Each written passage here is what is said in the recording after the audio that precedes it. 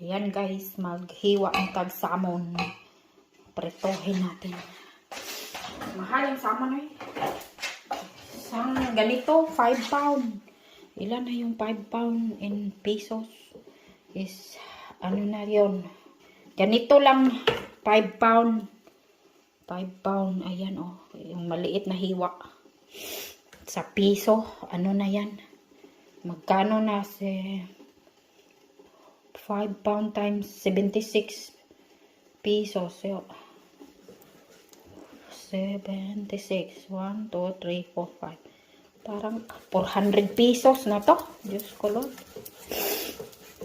More than 400 pesos na. Ayan. Ito itong hiwain. Hiwain natin tong salmon. May habol ang kutsilyo natin.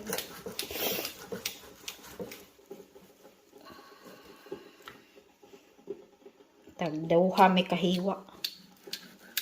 Tagduha may kahiwa ni. Kay kami lang ang duha. Kami lang dalawa kakain. Wala yung bata nag-aaral ang bata.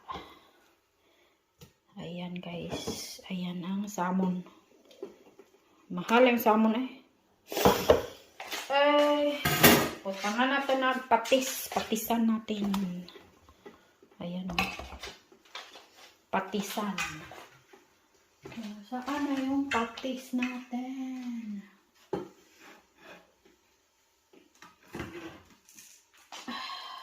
Asinan.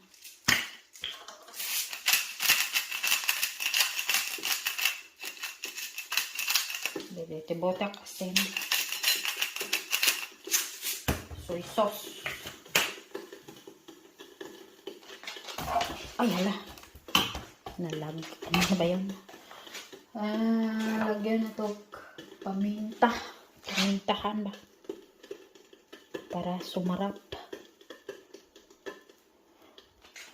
Pamintahan at soy saucean. Soy saucean natin.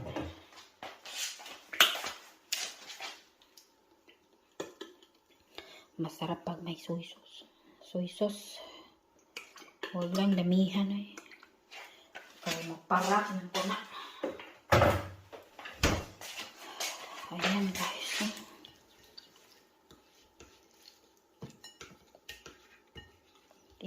Hulom-hulom sa nato gamay. Para mulami siya ba.